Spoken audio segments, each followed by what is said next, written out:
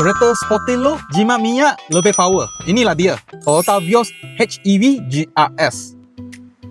Dia memang sporty look dan garang. Tengok lampu headlamp ni dengan DRL dekat bawah. Dan sini ada GR badge. Dan dengan GRS, dia dapat ini honeycomb salon. Dan dengan ini bulldog face. Dekat side sini, dia ada air curtain masuk. Dan ke belakang, tayar dengan 17 inci 2 tun dan wrap dengan Continental tayar. Tengok ini lining, sangat sporty. Dan dengan GRS, rooftop you dapat hitamnya bumbung dan bawah lagi ada skirting. Untuk bahagian belakang, you dapat ducktail yang sporty dan lampu dengan design macam ini. Dan signal light dengan sequential. Vios punya badge dekat sini. Dan tengah sini ada satu piano black finishing near panel sambung ke lampu kanan. Bawah ada GR Sport punya badge. Dan dengan HEV, you dapat titik biru dan HEV.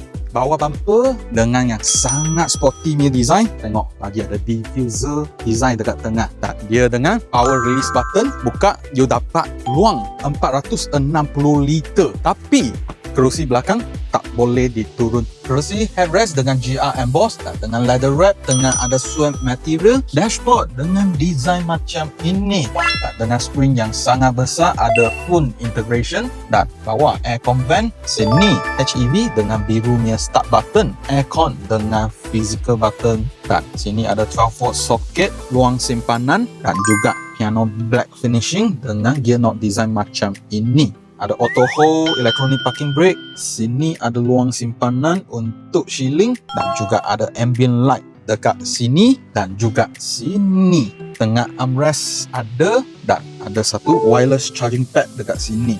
Kita dapat digital instrument panel dan dengan 3-spoke steering wheel. Sini ada GR badge dan sebelah kanan sini untuk ACC punya function dan dia datang dengan full ADAS system. Untuk kerusi belakang, tengah tak ada armrest, ada ISOFIX point dan tengah ada aircon vent dan bawah ada USB charging port. Engine dengan 1.5 liter hybrid petrol dan pair dengan eCVT. Driving experience memang cun dengan smooth, power dan paling penting jimat minyak. Of course, ini compare dengan Vios petrol variant. Harga dia dalam RM110,000 dan dia datang dengan 5 tahun warranty dan juga bateri dengan 8 tahun warranty. How do you think dengan kereta ni? Kasih komen dekat bawah.